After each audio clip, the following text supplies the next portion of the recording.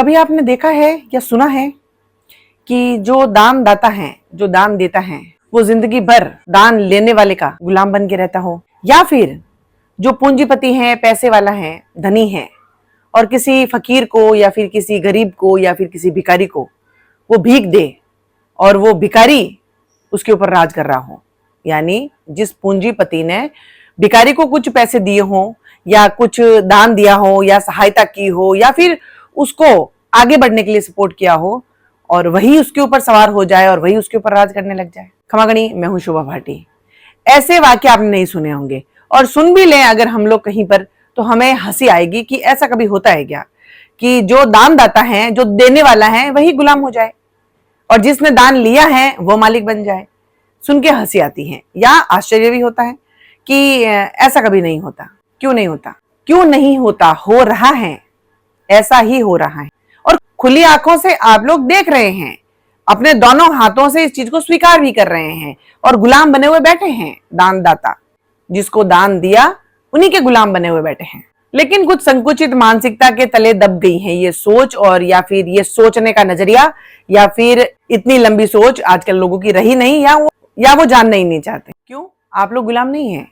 आप लोग जो जितने भी डिग्रीदारी हैं, जितने भी बहुत उच्च शिक्षा ग्रहण किए हुए लोग हैं, आप सभी गुलाम नहीं हैं। आप सभी दाता ही तो हैं, दान दाता। और दान भी मत का, आपका मत। मत यानी आपकी सोच, आपकी सहमति। आप सभी लोग हैं मतदाता और मतदाताओं ने कुछ लोगों को सपोर्ट किया, कुछ लोगों पे विश्वास किया, कुछ लोगों को आगे बढ़ने का मौका दिया, या फिर मतदाताओं ने एक विश्वास जताया कि इसको हम सपोर्ट करेंगे और ये हमारे विश्वास पे खरा उतरेगा। और आज वही लोग जिनको आपने सपोर्ट किया, आपने अपनी तरफ से दान दिया, मत का दान दिया और आपने उस शीर्ष पर उसको चढ़ा दिया जहां के लिए शायद वो डिजर्व नहीं करता था, लेकिन आप लोगों ने विश्वास जताया, विश्वास किया और आप लोगों ने उसको उस गद्दी पर बिठाया जहां पे बैठ के आज आप लोगों को वो गुलाम समझ रहे हैं। बिल्कुल, आप लोगों के पास में शार्प माइंड है और आप लोग सब समझ रहे हैं मैं बात किसकी कर रही हूँ। मैं बात उन्हीं लोगों की कर रही हूँ जो हाथ फैला के आप लोगों के सामने भीख मांगने आए थे कि हमें आपके मतों की भीख चाहिए। और हम लोग वादा करते हैं कि हम लोग इस एहसान को कभी नहीं भूलेंगे और हम लोग वो हर कार्य करेंगे जिससे आपका भविष्य उज्जवल हो या आपके परिवारों में खुशियां आए।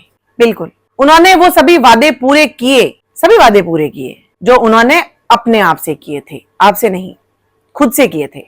उन्होंने खुद से वादे किए थे कि मात्र 5 सालों के अंदर मैं करोड़पति बन जाऊंगा, मात्र 5 सालों के अंदर मेरे बच्चे विदेश में पढ़ने लग जाएंगे, मात्र 5 सालों के अंदर मेरे पास में इतना पैसा हो जाएगा कि मशीनें लगानी पड़ेगी और मात्र 5 सालों के अंदर मैं इतना बड़ा आदमी बन जाऊंगा कि लोग मेरे सामने हाथ जोड़ के खड़े रहेंगे। और वो हुआ। उसने वो हर शर्त पूरी की जो उसने अपने आप से रखी थी। उसने वो हर सपना पूरा किया जो अपने आप से किया था, आपसे नहीं। क्यों करेगा वो आपके सपने पूरे? वो आपके सपने पूरे करने के लिए आगे नहीं आया था। अगर वो आपके सपने पूरे करने के लिए आता तो आपके सामने उसको भीख मांगने की जरूरत नहीं होती। उसकी इंसानियत उसके नेता बनने से पहले ही दिख चुकी होती। उसके 5 साल के कार्यकाल के अंदर पहले साल में ही आपको सब कुछ समझ में आ गया होता, अगर आप लोगों ने खुली आंखें रखी होती या फिर अपनी सोच का इस्तेमाल किया होता। बात कर रही हूं मैं राजस्थान की। राजस्थान के झालावाड़ जिले के अंदर स्कूल की छत गिरी। 2-3 दिन चर्चा चल रही है, 2-3 दिन और चलेगी। ऑपोजिशन सरकार को टारगेट कर रही है। सरकार बहुत सारे एक्सक्यूज रखेगी, बहुत सारे फाइलें निकाली जाएगी, ये स्कूलें किसके कार्यकाल में बनी वो सब चीजें निकाली जाएगी, इसमें कौन इन्वॉल्व था वो चीजें निकलेगी। फिर उसके बाद में गांव वालों ने कितनी एप्लीकेशंस दी उसकी निकलेगी, उसकी रिपोर्ट निकलेगी। जिसने साइन नहीं किए गए थे उन कागजों के ऊपर साइन हो जाएंगे और बता दिया जाएगा कि प्रस्ताव पास हो चुका था और आने वाले दिनों के अंदर हम लोग मरम्मत तैयार करने वाले। बात खत्म। वापस वैसे ही हजारों फाइलों के नीचे ये फाइल भी दब जाएगी। 3 दिन ही हुए हैं झालावाड़ की न्यूज को सुने हुए, या फिर कहें कि अभी तो उन माता पिताओं की आंखों से खून जो बह रहा है रुका ही नहीं था, थमा ही नहीं था कि वापस राजस्थान के जैसलमेर जिले के एक गांव के अंदर वापस एक लोहे का गेट दीवार लेके नीचे गिर गया, जिसमें एक मासूम बच्चे की जान चली गई और टीचर अभी भी घायल है या फिर हॉस्पिटल में एडमिट है। जैसलमेर के एक गांव शेरगढ़ के अंदर भी स्कूल ढह गई, लेकिन किस्मत वाले हैं वो सभी बच्चे क्योंकि उस दिन रविवार था। आपको क्या लगता है कि ये जो बिल्डिंगें गिर रही हैं ये मात्र बिल्डिंगें हैं, कुछ इमारतें हैं, कुछ दीवारें हैं? नहीं, ये वो बचे कुछ सपने हैं, उम्मीदें हैं जो अभी कुछ लोगों में बची हुई हैं, जो अपने बच्चों को गवर्नमेंट स्कूल में भेज रहे हैं। और ऐसे दर्दनाक हादसे देखकर वो सपने भी चकनाचूर हो गए। अब वो जो कुछ एक लोग बचे हुए थे जो इस सोच से अपने बच्चों को गवर्नमेंट स्कूल के अंदर भेज रहे थे कि शायद हमारे बच्चों का भविष्य का निर्माण हो जाए, अब वो भी सपने टूट गए, अब वो भी उम्मीदें टूट गई। क्योंकि अब तो कौन ऐसा माता पिता होगा जो अपने बच्चों को मरने के लिए वहां भेजेगा? क्योंकि ये एक स्कूल की बात नहीं है, लगभग सभी स्कूलों की स्थिति यही है। हम बात फर्नीचर की कर रहे हैं, हम बात वहां के फैसिलिटीज की कर रहे हैं, हम वहां के लिए बात गार्डन की कर रहे हैं, या बच्चों के लिए प्ले जोन की बात कर रहे हैं। हम बच्चों की जिस छत के नीचे बच्चे बैठ के सिर्फ शिक्षा ग्रहण कर ले, वो छत भी उनके ऊपर गिर रही है, तो आप क्या उम्मीद लगा रहे हो किसी स्कूल से? अब बात अगर दोषी की करें, किसको दोषी ठहराएंगे आप? किसको दोषी ठहराएंगे आप? सिस्टम, सरकार, नेता, पेरेंट्स, टीचर्स, किसको? सब एक दूसरे के ऊपर ब्लेम लगाने में लगे हैं। लेकिन जिस घरों से जिंदगियां छिन गई, जिन घरों की हंसती खेलती खेलती जिंदगियां चली गई, वो चली गई। ये तो वो गरीब लोग हैं, सांत्वना से चुप हो जाएंगे, सांत्वना मिल जाएगी, या फिर कुछ कागजों में कुछ रुपए बता दी जाएंगे कि कुछ रुपए उनके तक पहुंच जाएंगे। ये कोई एरोप्लेन का क्रैश थोड़ी है, या फिर बहुत बड़े इंटरनेशनल केस थोड़ी है जो हर घर तक 1-1 करोड़ रुपए पहुंचाए जाए। यहाँ पे सांत्वना, संवेदनाएं और बहुत सारी झूठी उम्मीदें अभी भी लगाई जाएगी, अभी भी लगाई जाएगी, क्योंकि आने वाले इलेक्शन में वापस नेताओं को खड़ा होना है। मुझे यहाँ पे आज कोई शिकायत किसी सरकार से, किसी लोगों से या फिर किसी नेता से नहीं है। शुरुआत में जैसे मैंने कहा कि यहाँ पे भिखारी जो हैं वो मालिक बने बैठे हैं, और जो दान देने वाले, भीख देने वाले गुलाम बने बैठे हैं। क्यों आप लोगों को समझ में नहीं आती है कि आप सभी दानदाता हैं, यानी मतदाता हैं। आप लोगों ने दान किया है अपने मतों का। क्यों आप सभी लोग पावर में नहीं है? क्यों आप लोग अपनी शक्तियों का सदुपयोग करके क्यों अपनी पावर नहीं बताते हैं? क्यों इतना गुलामों जैसा आप लोग उनके सामने व्यवहार करते हैं, जिससे वो आज मालिक बने बैठे हैं? हाथ जोड़ जोड़ कर आपके घर घर तक वो लोग आते हैं, आपको कहीं जाने की जरूरत नहीं होती है।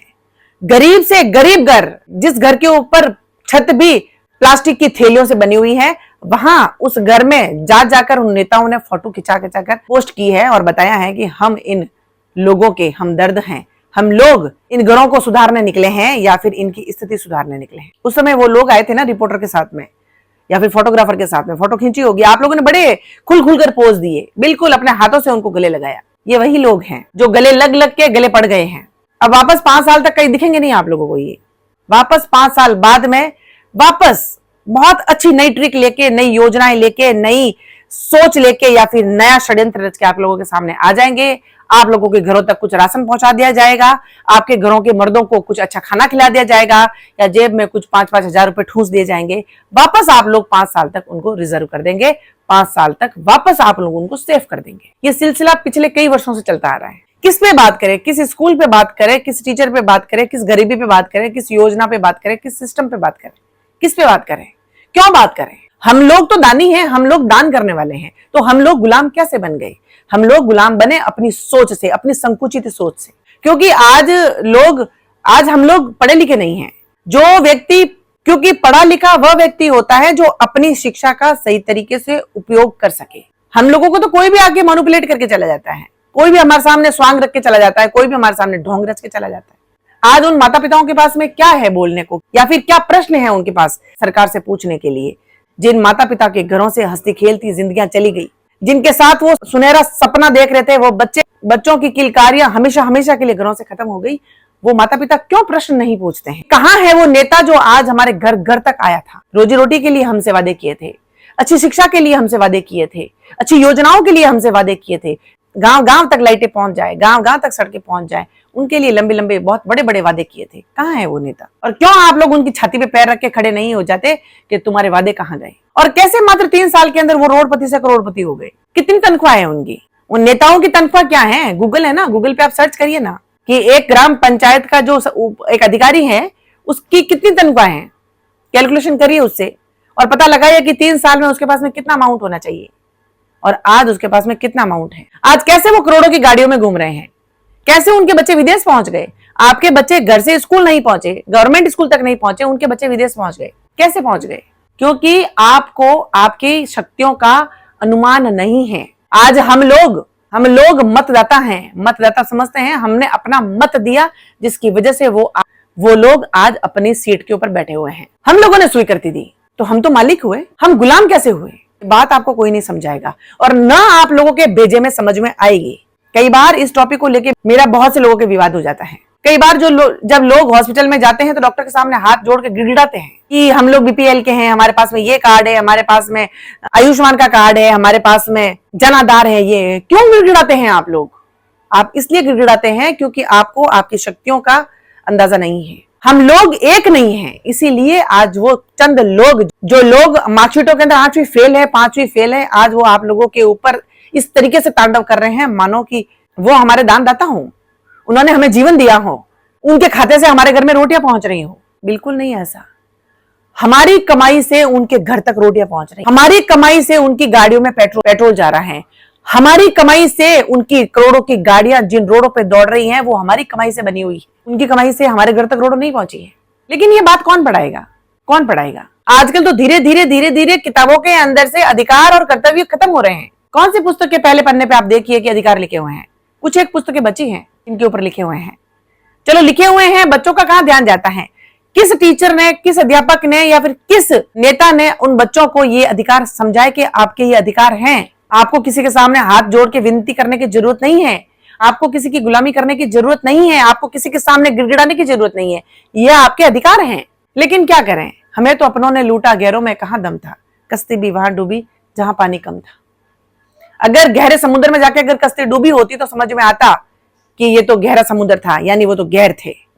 लेकिन हमें तो अपने लूट रहे हैं, हाथ जोड़ जोड़ के लूट रहे हैं। जब जरूरत होती है मिलते हैं, फोटो खिंचवाते हैं, जैसे ही उनका काम बन जाता है, जैसे ही उनको सीट मिल जाती है, वो इस तरीके से लात मार के भगा देते हैं मानो आप इंसान ही ना हो। जिस दिन नेता आपके दरवाजे पे आया था, उसने दरवाजा खटाया था, आपने बिल्कुल फूलों के हार से उसका स्वागत किया था। अपने घर में जो चारपाई पड़ी थी उसके ऊपर साफ वाली चादर बिछा के उसको बिठाया था आप लोगों ने। घर के सबसे अच्छे कप के अंदर चाय डाल के आपने लाई थी उसके लिए। हालांकि उसको उस चाय की कदर नहीं थी, लेकिन आपके लिए बहुत बड़ा एक पल था, वो बहुत बड़ा आपके लिए एक पर्व था कि एक नेता हमारे घर आया है। स्वागत किया था आप लोगों ने। आप लोग जाइए, दरवाजा खटखटाइए उनका, किस तरीके से आपका स्वागत होता है।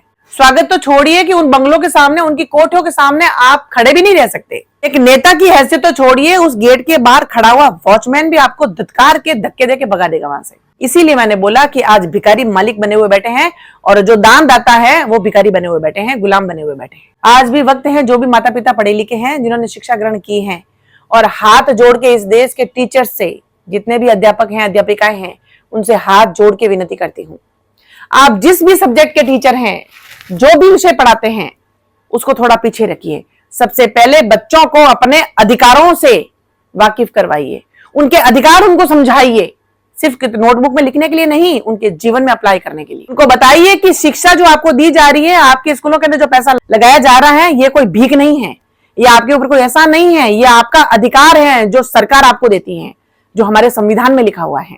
आपके स्कूलों के अंदर जो लाखों करोड़ों रुपए आते हैं, उसमें से चंद रुपए वो खर्च करते हैं, तो उसके लिए आपको हाथ जोड़ जोड़ के उनका शुक्रिया अदा करने की जरूरत नहीं है, क्योंकि ये आपका अधिकार है।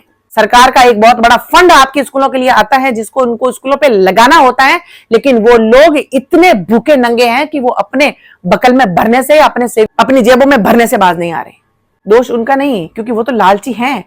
उन्होंने आपके सामने हाथ इसलिए जोड़े कि वो आपके हाथों में कटोरा थमा सके, लेकिन आपके हाथों में तो बुक्स हैं, आपके हाथों में तो कलम है, आप लोग तो शिक्षा ग्रहण कर सकते हैं।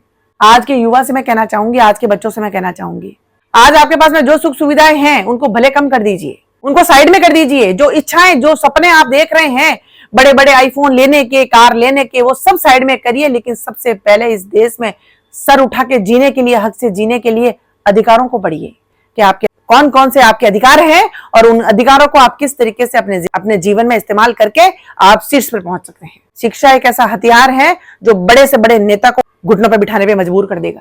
इसीलिए तो ये व्यवस्था ऐसे की गई है कि आज शिक्षा के आलय यानी विद्यालय, जहां पे बच्चों को एक अच्छी शिक्षा देने का काम होना चाहिए, वहां पे आज छतें बच्चों के ऊपर गिर गिर के उनके तले दब के मर रहे हैं। और यही तो वो चाहते हैं। इसी तरीके से तो लोगों को खौफ हो गवर्नमेंट स्कूल का, तभी तो एक गरीब से गरीब भी अपने बच्चों को प्राइवेट स्कूल में भेजेगा, क्योंकि वो प्राइवेट स्कूलों के मालिक नेताओं के चमचे हैं कि रोजी रोटी वहीं से तो आती है। क्योंकि आपकी औकात तो नहीं है कि नेताओं को आप करोड़ों रुपए दे सकें। औकात तो उनकी है जो प्राइवेट स्कूल चलाते हैं, और प्राइवेट स्कूल वाले करोड़ों रुपए उनकी जेब में ठूस देंगे, तो क्यों वो पैसा आपके गवर्नमेंट स्कूल में लगा के उन स्कूलों का सुधार करेंगे? कभी नहीं करेंगे। इसलिए आज भी वक्त है, अपनी शिक्षा को इतना मजबूत कर दीजिए कि कोई भी नेता, कोई भी अधिकारी, कोई भी पूंजीपति आपकी जड़ों को ना हिला सके, आपके जीवन की नींवों को ना हिला सके। क्योंकि नींवें मजबूत होगी तो बिल्डिंग मजबूत होगी, और अगर बिल्डिंग मजबूत हुई तो किसी की औकात नहीं है कि उस बिल्डिंग की छत गिर जाए या दीवारें, क्योंकि उसमें आपके इरादे मजबूत होंगे और आपके पास में एक ऐसा हथियार होगा जिसको कोई नहीं छीन सकता और जिसके आगे हर किसी को झुकना पड़ेगा। इसीलिए ये जो बच्चे आज इन नेताओं की भेंट चढ़ रहे हैं, हालांकि इसका अंत बहुत बुरा है। आप नोट कर लीजिए आज की डेट के साथ में, जो बेगुनाह बच्चे जिनकी किलकारियां किसी के घरों में गूंज रही थी, आज वो जो इस सिस्टम के, इस सरकार के भेंट चढ़े हैं। आप देख लीजिए आने वाले दिन में 4 गुना इससे वापस निकलना है। इन छतों के नीचे दब के जो मासूमों की जान गई हैं, वो आपसे कैसे भरपाई कराएगी, उसके लिए सिर्फ वक्त का इंतजार करिए। ये वक्त 4 गुना वापस देता है। हालांकि वो तो देगा ही, वो भोगना पड़ेगा ही। कोई भी कानून कार्रवाई, कोई भी कागज, कोई भी फाइल, कोई भी अधिकारी या कोई भी नेता नहीं बचेगा। कोई नहीं बच सकता और कोई भी नहीं बचा सकता। लेकिन आज भी अगर हक से जीना है, सिर उठा के जीना है, स्वाभिमान से जीना है और मालिक वाले अंदाज से जीना है, तो अपनी शक्तियों को पहचानिए, अपने अधिकारों को पहचानिए और बात बात पे इन 2 कौड़ी के लोगों के सामने हाथ जोड़ के गिड़गिड़ाना बंद करिए। गुलामों की तरह इनके सामने रिएक्ट करना बंद करिए। मालिकाना अंदाज बताइए इनकी औकात कितनी है, तो मिनट में इनकी औकात इनको समझ में आ जाएगी जब हम एकजुट होकर अपनी शक्तियों का सही प्रयोग करके इनके सामने सीना खोल के खड़े हो जाएंगे।